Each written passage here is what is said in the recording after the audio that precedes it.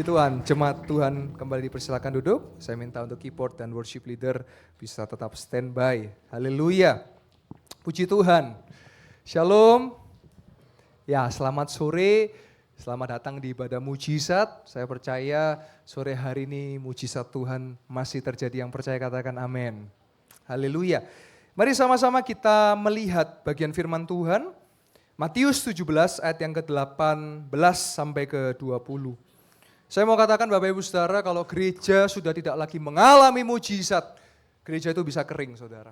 Tapi kita bersyukur di tempat ini mujizat terus dinyatakan, baik kesembuhan, finansial, apapun itu, puji Tuhan tetap terjadi. Mari kita melihat sama-sama bagian firman Tuhan.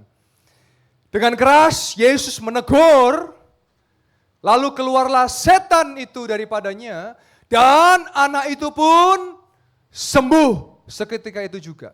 Jadi memang setan itu memberi penyakit saudara. Memang penyakit tidak selalu karena setan, bisa karena gaya hidup. Saudara kalau suka gula ya diabetes. Saudara kalau suka merokok ya paru-paru dan jantung saudara bisa bermasalah. Tetapi dalam konteks ini sakit karena dirasuk roh jahat. Ayat 19. Ayat selanjutnya. Kemudian murid-murid Yesus bertanya kepada Yesus, kenapa kami tidak dapat mengusir setan? Mungkin ada saudara yang bertanya, ya Pak, saya kok nggak bisa ngusir setan seperti Pastor Yoel, kok nggak bisa ya? Nah, jawabannya ada di ayat Alkitab, kita lihat ayat 20. Yesus berkata kepada mereka, karena kamu kurang percaya sebab aku berkata kepadamu, sesungguhnya sekiranya kamu mempunyai iman sebesar biji sawi. Kalau saudara tahu biji sawi itu sebesar wijen. Saudara tahu wijen yang di onde-onde itu? Nah, sebesar itu. Biji sesawi iman sebesar itu, maka gunung bisa pindah saudara. Dan ini benar terjadi di Mesir, ada satu gunung yang pindah karena iman dari hamba-hamba Tuhan di sana. Tidak ada yang mustahil bagimu. Ayat 21 perhatikan. Ini yang seringkali dilewatkan orang percaya. Ayat 21. Bisa ayat 21? Iya. Saudara, jenis ini tidak dapat diusir kecuali dengan doa dan puasa. Untuk kita bisa mengalami mujizat Tuhan, salah satunya adalah berdoa dan berpuasa. Mengusir setan, mengalami mujizat Tuhan. Nah saudara, hari-hari ini selain saya melayani jemaat Tuhan, saya juga menginjil saudara. Saya datang ke sebuah rumah di mana keluarga ini meminta tolong saya mendoakan karena rumah ini katanya ada setannya. Saya datang, saya doa, saya bilang, ini ada jimat ditanam di sini. Betul saudara, ada 8 jimat saudara. Kita bakar sama-sama jimatnya. Dan ada satu ART-nya atau susternya yang katanya bisa ngelihat setan. Oh katanya dibuka mata batinnya. Saya datang, Mbak, saya doakan mau ya, saya tutup itu ya, bisa ya. Oh gini Pak, saya kan dibuka sama orang itu, harus orang itu yang nutup. Saya bilang enggak, Yesus bisa nutup itu. Bayangkan, ini bukan orang Kristen saudara. Saya tumpang tangan, saya doakan, saya bilang saya doakan mau ya. Dia bilang enggak apa-apa, yang penting hilang sudah itu setannya. Saya tumpang tangan dan saya ketemu kemarin saudara. Saya dapat kabar apa saudara? Pak, senang sekali saya. Sudah tidak ngelihat setan lagi. Kita boleh kasih tepuk tangan buat kemuliaan nama Tuhan. Wow! Lalu saya juga diundang ke sebuah gudang. Di situ ada pegawai yang berkata, Pak di sini banyak setan Pak. Saya bilang, oh yang bisa ngusir setan namanya Yesus. Mau saya doakan? Dia bilang, ya Pak boleh. Saya bilang, saya doakan dengan nama Yesus gak apa-apa ya? Gak apa-apa Pak, yang penting setannya pergi, saya gak ngelihat setan lagi. Saya tumpang tangan saudara. Dan itu adalah penginjilan. Kemarin hari Rebu kita adakan The Story Revival di Pembangunan. Oh dari speaker saya doa. Karena apa? Orang dunia kan suka namanya penampakan-penampakan. Oh di sini Pak ada Pak, lantai ini ada nih Pak. Saya sampai detik ini tidak pernah lihat setan saudara. Walaupun saya pelayanan ngusir setan. Karena apa? Ketika roh Allah ada dalam diri kita, ada Yesus dalam hidup kita bisa ngusir setan saudara. Setan malah takut sama kita. Dan saya menginjil dari speaker itu saya katakan apa? Saya berdoa buat yang membangun rumah Tuhan. Setiap petugas-petugas yang di lapangan, saya berdoa. Tidak lagi ada penampakan-penampakan. Karena apa? Tanah ini sudah disucikan, dikuduskan. Tidak ada kecelakaan, tidak ada mara bahaya, tidak ada setan.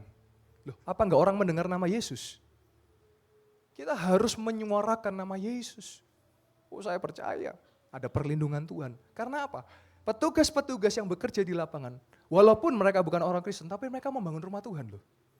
Saya berdoa buat mereka, buat keluarga mereka. Karena mereka ikut serta membangun rumah Tuhan. Perlindungan. Nah masalahnya, saudara lebih senang cerita tentang Yesus apa cerita tentang setan? Realitanya kan lebih senang cerita setan.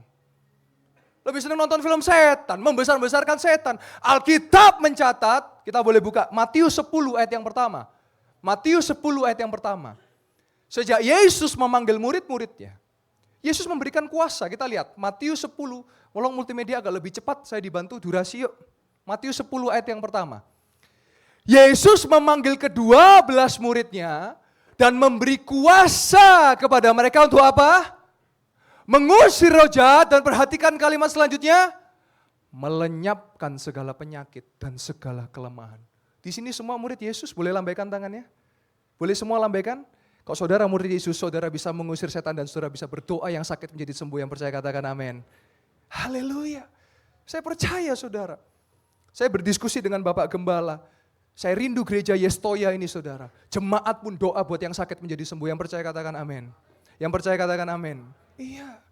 Juga bukan cuma pendeta. Orang percaya jemaat pun bisa. Jemaat pun bisa ngusir setan dalam nama Yesus. Loh ini visi untuk gereja ini. Jadi saudara nggak gampang dikit-dikit pendeta, dikit-dikit pastor Yoel. Enggak. Badan saya ini satu. Kalau saya ada di Blitar, saya ada di Pontianak, gimana? Saya nggak bisa, kecuali kalau saya bisa apa? Genjutsu gitu, jadi banyak gitu ya. Nggak bisa. Kalanya saya keluar kota, bahkan juga ada keluar negeri. Tapi kalau saudara tahu ini, hanya dalam nama Yesus saudara bisa mengusir setan. Hanya dalam nama Yesus saudara bisa berdoa dan sakit menjadi sembuh. Yang percaya katakan amin. Karena ini Alkitab yang mencatat. Apa yang saya lakukan hari-hari ini, itu semua dari Alkitab. Maka dari itu, rajinlah baca Alkitab dan hidupilah firman Tuhan.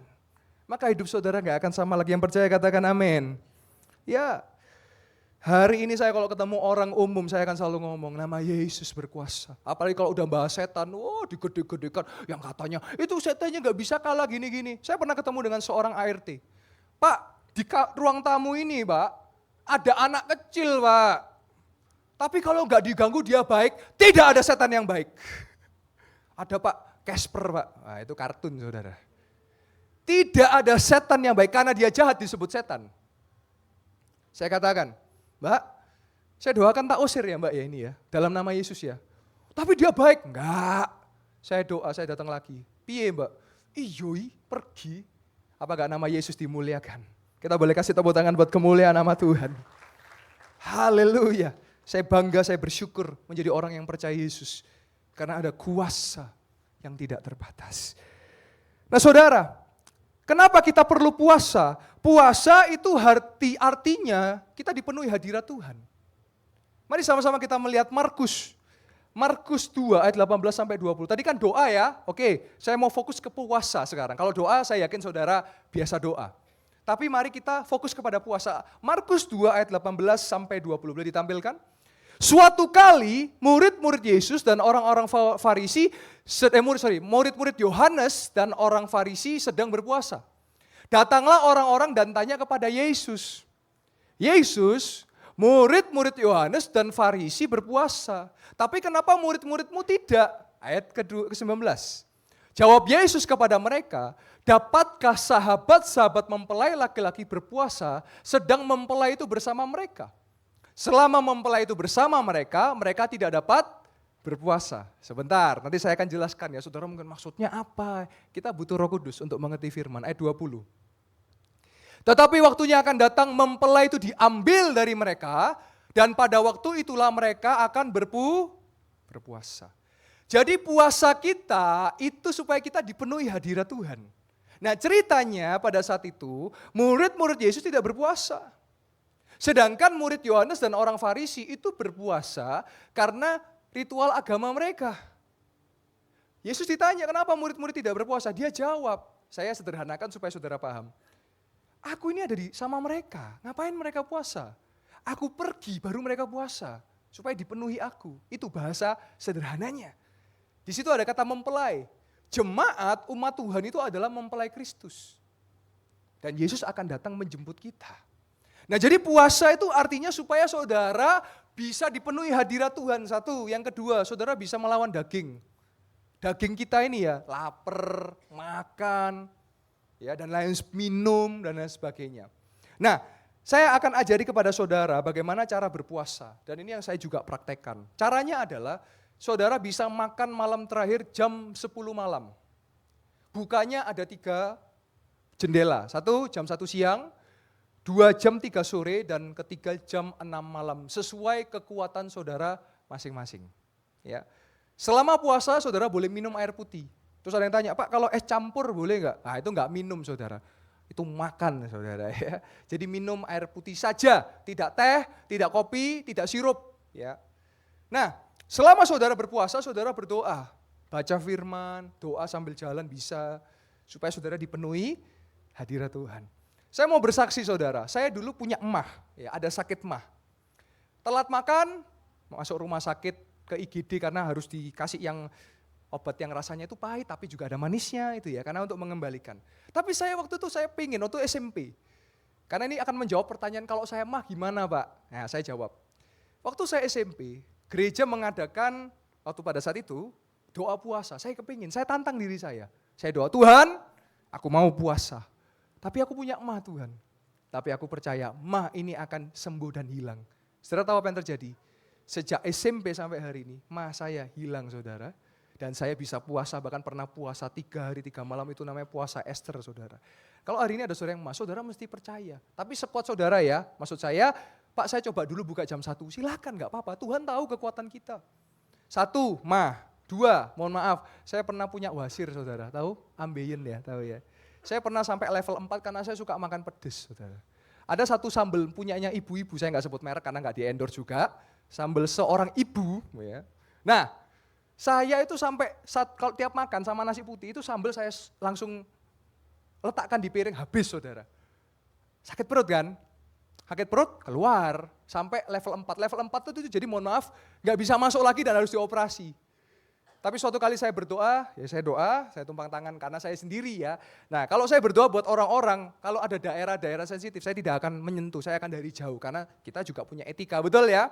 Misalnya ada benjolan pada daerah-daerah tertentu, maka saya tidak bisa, biasanya saya minta tolong, orang tersebut letakkan pada bagiannya, nanti saya doa dari tangan jarak jauh.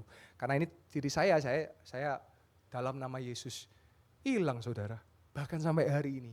Katanya wasir kan gak bisa sembuh, kambuhan kan, kata dunia. Tapi saya percaya sembuh. Hari ini enggak ada. Bahkan saya berdiri lama kuat, duduk lama kuat. Orang kalau wasir duduk lama kan sakit. Berdiri lama kan sakit. Betul? Yang katakan betul pasti merasakan. Karena pasti ada pengalaman wasir. Betul ya? Tapi saya percaya kita hidup dari firman Tuhan.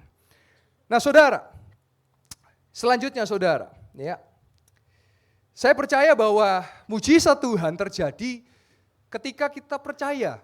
Dan saya percaya betul bahwa ada jemaat Tuhan yang betul-betul percaya bahwa mujizat itu terjadi. Yang percaya katakan amin. Ya.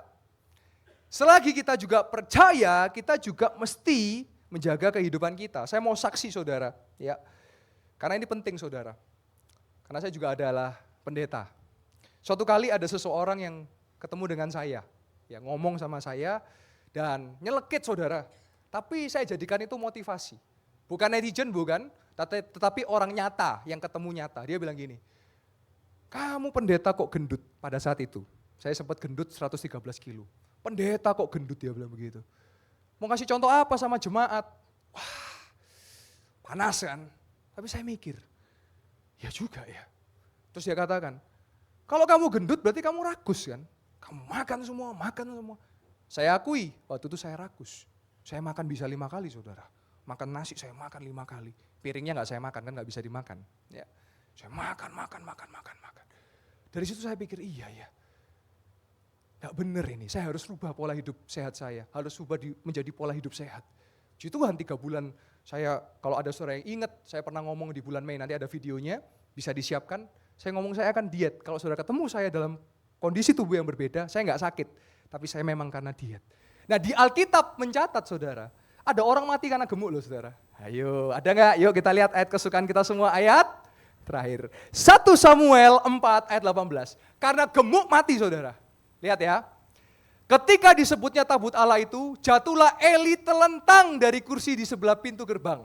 Batang lehernya patah dan ia mati. Sebab, perhatikan, telah tua dan gemuk. Udah, perhatikan ya, Alkitab sudah mencatat loh. Wah, ini udah langsung pada WA, Instagram. Loh, padahal ada di Alkitab. Ya, 40 tahun lamanya ia memerintah sebagai hakim atas orang Israel. Loh, perhatikan loh saudara. Alkitab catat loh. Dijelaskan karena gemuk, sehingga patah tulangnya dan mati saudara. Nah saudara, saya betul-betul tertegur waktu saya ditegur itu oleh orang ini. Saya terima masukan, saya terima teguran. Dan saya ingat betul iya ya, saya harus jadi teladan. Kenapa? Kalau saya catat saudara, pendeta zaman dulu, banyak yang mati kelaparan. Tapi sekarang banyak yang mati kekenyangan saudara. Betul apa betul? Iya. Kalau hari ini saudara yang masih suka gula, saya ingatkan, hari ini saya banyak minum air putih aja udah. Gak mau saya minum gula-gula. Saudara, gula rasanya apa? Manis ya. Tapi kalau kaki saudara hilang karena gula, saudara baru ngomong gula itu gak manis saudara. Sekali lagi ya, gula itu apa? Manis kan?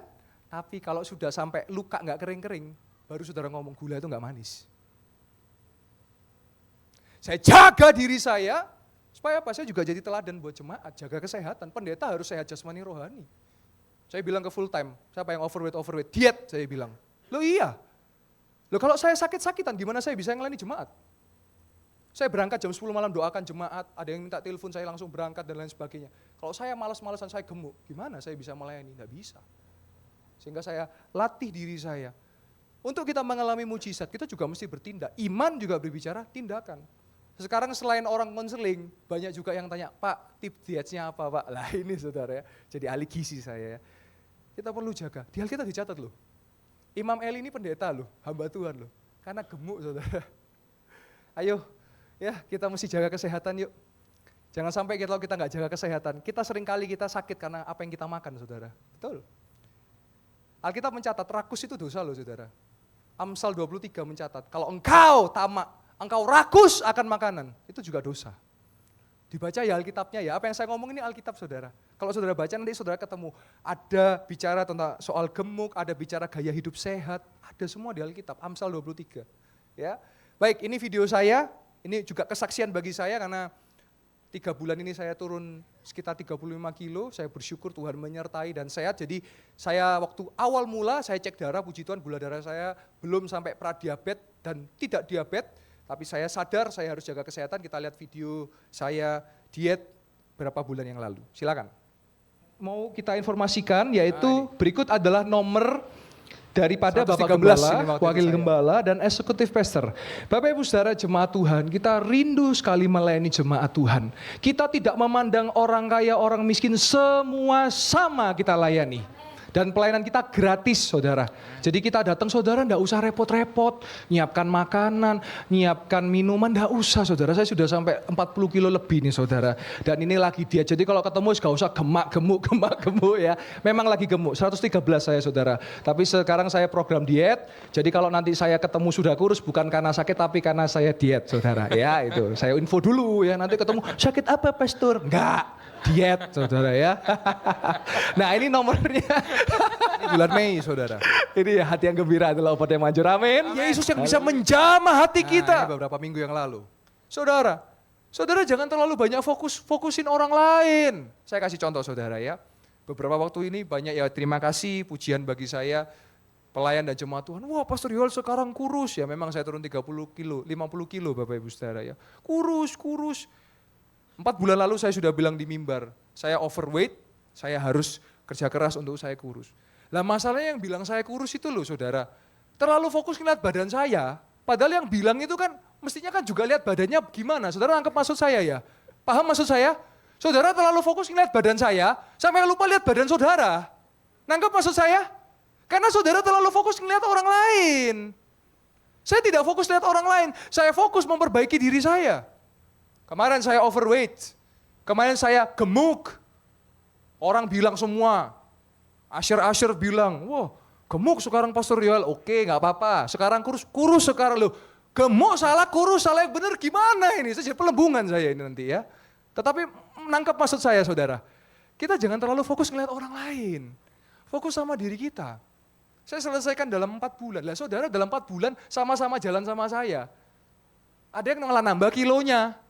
Bukan berkurang kilonya. Saudara nangkep maksud saya? Paham? Karena kalau kita fokus pada diri kita, maka kita akan bisa ngalami Tuhan.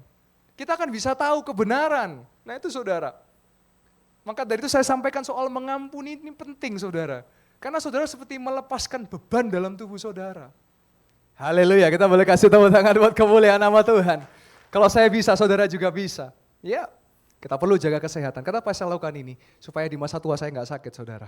Supaya di masa tua saya sehat. Setiap hari saya jalan, nanti selesai ibadah khotbah malam, saya akan lanjut olahraga. Saya juga olahraga malam saudara. Iya, investasi kesehatan sejak dini saudara. Iya. Saya sedih kalau melihat orang-orang sakit yang kadang-kadang karena gaya hidup saudara. Makanya karena saya pelayanan di Mujizat Kesembuhan, saya juga edukasi kesehatan. Saya pun juga diskusi juga dengan para dokter saudara. Karena kami, saya pendeta, juga dokter adalah kepanjangan tangan Tuhan. Saudara bisa sembuh di tempat ini, yes. Saudara juga bisa sembuh dari dokter, bisa. Semua itu kepanjangan tangan Tuhan. Dan saya mau katakan, yang menyembuhkan adalah Tuhan Yesus. Semua hanya alatnya saja saudara. Haleluya. Saya mau masuk ke dalam kesaksian-kesaksian. Setelah itu kita akan doa sama-sama, saya akan buka altar, saya akan berdoa bagi saudara yang mau didoakan. Silakan saudara-saudara, saya sering menemukan jemaat yang kadang-kadang, saya malu. Pastor kalau maju ke depan, lah ngapain malu? Saudara jangan malu dong, maju. Malu itu kapan saudara? Kalau saudara bangun rumah itu loh saudara malu, betul nggak? Iya, betul ya? Malu itu loh saudara.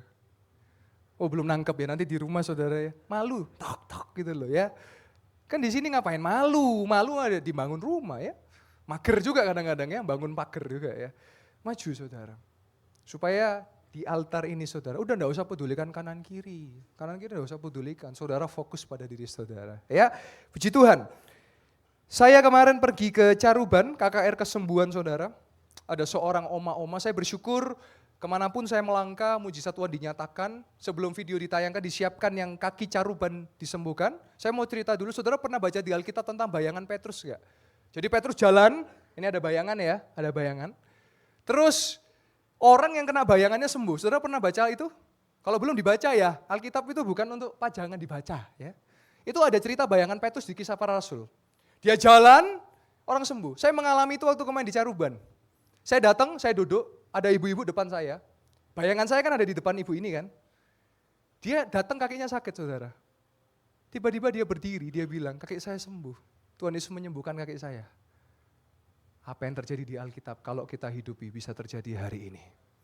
Tuhan mencari pelaku firman. Kalau engkau lakukan firman, perkara ajaib engkau akan alami. Saya banyak mendengar ada yang utang, kena masalah sampai miliaran. Hari ini bisa lunas semua. Tuhan akan memberkati orang yang rajin, bukan orang yang malas. Kalau engkau malas, engkau susah mengalami pertolongan Tuhan. Tapi kalau engkau rajin, engkau akan mengalami pertolongan Tuhan. Mari kita lihat sama-sama kaki di Caruban. Seorang oma yang bermasalah kakinya, berjalan dengan lancar. Kita lihat kaki Caruban disembuhkan. Dan dipulihkannya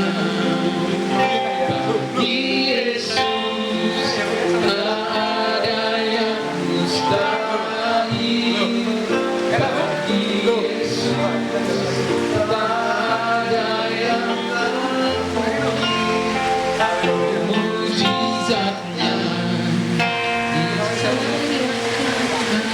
baik, ibu namanya Ibu Sri Mulyati. Sebelumnya kakinya bagaimana, setelahnya bagaimana? Silakan. Kalau jalan berat, tapi sekarang ringan. Kita coba sambil jalan Bu ya. Ke sini Bu. Loh, enteng ya? Enak ya? Coba sambil digoyang-goyang gini. Loh, enak Bu? Siapa yang menyembuhkan? Haleluya, kita boleh kasih tepuk tangan buat Tuhan Yesus. Sambil jalan. Oh, enak Bu? Oh. Wow. Haleluya. Haleluya, kita boleh kasih tepuk tangan buat kemuliaan nama Tuhan. Saya juga percaya hari ini yang susah-susah jalan bisa kembali berjalan. Yang percaya katakan amin. Halo, yang percaya katakan amin. Kenapa susah bilang amin? Saya kalau dengar firman selalu amin, amin, amin. Kenapa? Karena firman itu aktif dalam hidup saya. Kenapa ya banyak orang Kristen saya jawab, kenapa banyak orang Kristen ke gereja gak ngalami? Karena bilang aminnya berat. Yang percaya katakan amin. Ya, saudara akan mengalami karena saudara mengaminkan firman Tuhan. Sekali lagi yang percaya katakan amin. Kita boleh kasih tepuk tangan buat kemuliaan nama Tuhan. Haleluya. Kaulah Tuhan penyembuhku, Kau sembuhkan sakitku. Kau berfirman dan sembuhkanku. Engkau Tuhan penyembuhku. Sama-sama katakan. Kau Tuhan penyembuhku, penyembuhku. Kau sembuhkan sakitku. Haleluya. Kau berfirman dan sembuhkanku. Engkau Tuhan penyembuhku. Haleluya. Saudara, mulai kemarin saya umumkan kepada full timer, gereja kita buka menjadi klinik. Saya sudah latih 6 orang yang saya pilih. Kalau saya tidak ada di tempat, kalau ada saya di tempat saya bisa mendoakan. Setiap hari gereja kita buka, kalau ada orang sakit mau datang kita akan doakan. Jadi klinik mujizat kesembuhan. Jam 10 sampai jam 3 sore, mungkin ada flyernya ditampilkan, dibantu tampilkan. Dan Minggu jam 6 sampai jam 9 malam. Dan kabar baiknya apa saudara? Gratis, tidak dipungut biaya sepeser pun. Saudara sudah sembuh, sehat, gratis lagi saudara. Silakan kalau saudara punya kerabat dan terbuka untuk umum. Bukan hanya orang Kristen saja. Beberapa waktu saya banyak mendoakan orang-orang yang bukan orang Kristen saja. Karena semua berhak untuk mengenal Yesus. Semua berhak untuk mengalami Yesus. Karena dia Yesus Tuhan penyembuh kita. Haleluya. Selanjutnya saya kemarin ke Pontianak juga ngadakan KKR kesembuhan. Dan puji Tuhan ada seorang bapak-bapak bisa disiapkan kaki yang disembuhkan. Di mana ada seorang bapak kakinya kebas saudara. Jadi dia ngalami kayak kram. Tidak bisa dirasakan kaki kirinya. Bahkan gak bisa jongkok saudara. Kenapa selalu saya tes dengan jongkok? Karena kalau saudara bisa jongkok kaki saudara sehat, bagus, tubuh saudara bagus. Dan kemarin kita lihat sama-sama apa yang terjadi. Kaki di Pontianak yang disembuhkan.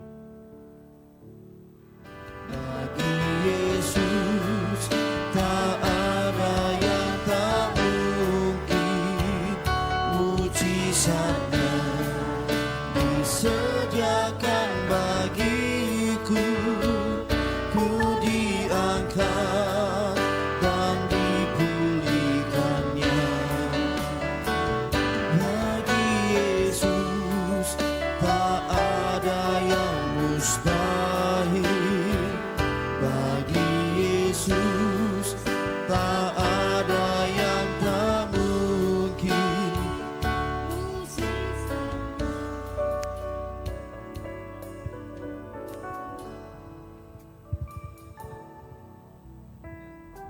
Halo, ya.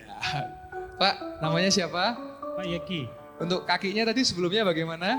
waktu di rumah agak kram dan ngilu. Dan ngilu Pak. Tapi sudah didoakan Pak Sowel, sembuh. Sembuh Pak, kita Ya. coba ya. Tadi sukar untuk jongkok ya Pak Iya, ya. kram. Tapi kita coba jongkok sama-sama Pak ya. Kita coba ya. 1, 2, 3. Loh. Enak Pak? Enak. Gak sakit? Tidak sakit. Siapa yang menyembuhkan? Tuhan Yesus. Kita boleh kasih tepuk Amin. tangan buat Tuhan Yesus. Sehat selalu ya Pak. Shalom. Ya, haleluya. Kita boleh kasih tepuk tangan buat Tuhan Yesus. Haleluya. Aku percaya ada mujizat. Haleluya. Aku percaya Yesusku asyik. Perbuatan ajaib telah dikerjakannya. Aku percaya, Aku percaya ada mujizat. sekali lagi aku percaya, Aku percaya ada mujizat. aku percaya Yesusku ajaib. Aku percaya Oh, Yesusku dahsyat, perbuatan ajaib perbuatan ajaib telah dikerjakannya. Oh, Aku percaya ada mujizat. Haleluya. Saudara percaya hari yang datang sakit pulang sembuh? Amin. Kita boleh kasih tepuk tangan buat kemuliaan nama Tuhan. Saya sedang membangkitkan iman saudara. Iman saudara yang menyelamatkan dan iman saudara yang menyembuhkan. Bukan saya yang menyembuhkan, tapi Tuhan Yesus yang menyembuhkan. Saya cuma perantara, saya cuma hamba Tuhan. Saya cuma alatnya Tuhan. Tapi kita punya Tuhan Yesus yang dahsyat. Selagi saudara duduk percaya. Sebentar saya buka altar, kita akan melihat kesaksian demi kesaksian. Saya gak mau gereja ini jadi seperti Nazaret ya. Saya gak mau gereja ini jadi Kapernaum. Sudah ngelihat mujizat banyak, tapi saudara gak percaya. Kenapa Kapernaum dikutuk oleh Yesus? Karena mereka gak percaya mujizat. Yesus datang ditolak sama mereka. Kenapa Nazaret tidak produktif? Karena Yesus datang ke Nazaret. Matius 13 berkata apa? Siapa anak tukang kayu ini? Bisa apa anak tukang kayu ini? Tapi saya percaya di gereja ini mujizat Tuhan terjadi. Yang percaya katakan amin. Video yang terakhir sebagai penutup.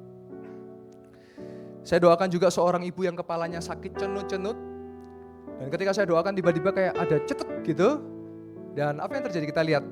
Kepala yang disembuhkan. Dipulihkannya bagi Yesus.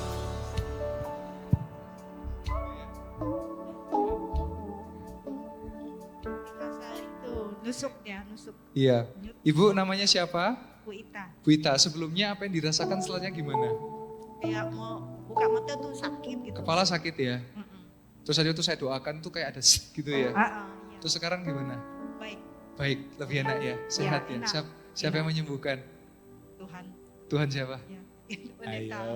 Loh, Tuhan siapa? Pendeta. Loh, yang menyembuhkan bukan saya, yang Tuhan bukan saya. Yesus. Kasih tepuk tangan buat Tuhan Yesus. Saya selalu Bu Ita ya, puji Tuhan. Ya, bagi Yesus. Tak ada yang mustahil. Kita boleh kasih tepuk tangan buat kemuliaan nama Tuhan. Saya mau tanya, kenapa susah untuk ngomong Tuhan Yesus? Kenapa saudara? Berarti yang saya doakan bukan orang Kristen. Dia bisa ngalami sembuh. Hari ini kalau saudara percaya Yesus, apa enggak lebih bisa ngalamin sembuh? Saya sungguh percaya saudara. Saya akan melihat jemaat-jemaat Tuhan. Saudara berdoa buat yang sakit menjadi sembuh. Saudara berdoa buat saudara saya menjadi saudaranya saudara ya. Keluarga saudara menjadi sembuh. Sebagai penutup, tadi berdoa, berpuasa, percaya. Yang terakhir untuk saudara bisa ngalami mujizat. Harus punya hati yang tulus. Saudara tahu ular? Wah. Saya mau tanya, kalau di depan sini ada ular, terus ditutup ember saudara. Ada yang mau buka saudara? Ada? Gak ada, saya gak mau juga. Kalau saudara buka ember apa yang terjadi? Dipatok saudara. Seberapa banyak ada orang-orang yang punya sifat ular? Kelihatannya kasihan, tapi ketika ember dibuka, matok saudara. Mentung saudara. Ada orang-orang seperti itu saudara pasti tahu ya. Ditolong tapi mentung. Itu namanya karakter ular. Kalau saudara punya karakter ular, sukar untuk Tuhan nolong saudara dan sukar untuk manusia nolong saudara. Kenapa? Takut dipatok. Saudara tahu harimau?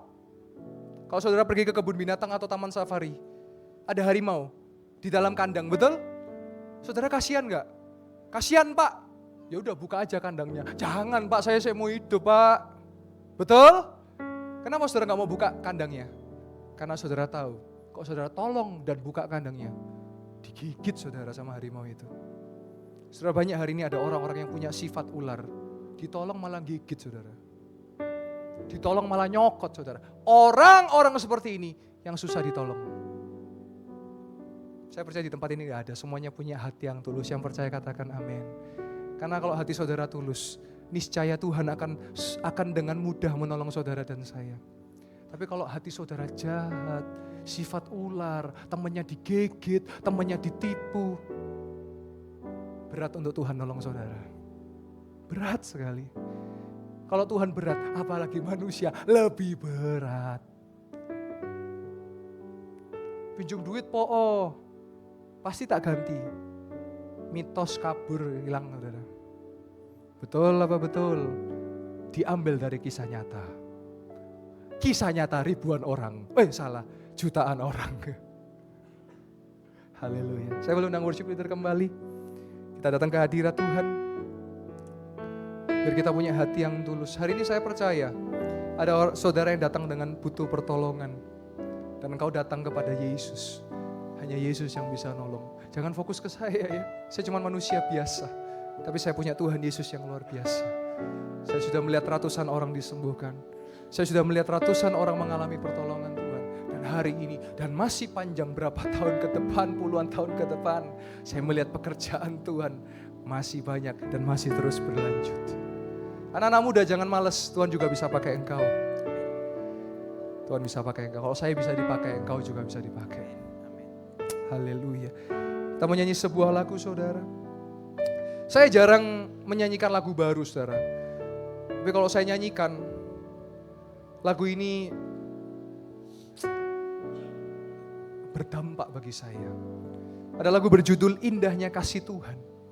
Saudara, saya tahu ada saudara yang mungkin bertahun-tahun mengalami penyakit dan saudara menantikan kesembuhan dari Tuhan.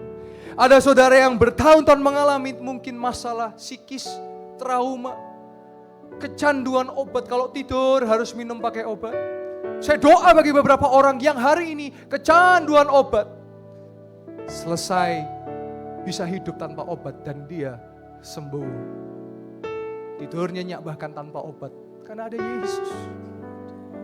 Atau mungkin ada saudara yang mengalami pengkhianatan, mungkin mengalami kejahatan. Tapi lagu ini berkata, kalau kita ada sampai hari ini, semua karena Tuhan Yesus. Dan apapun yang kita lewati, bersama Dia kita lewati. Dan saya mau katakan hari ini saudara, pelangi akan muncul setelah hujan. Artinya apa? Kalau hari ini engkau sedang mengalami hujan, kalau hari ini engkau sedang mengalami badai, kalau hari ini engkau sedang mengalami badai, angin sakal sekalipun, topan sekalipun, Dia sudah sediakan pelangi buat saudara dan saya.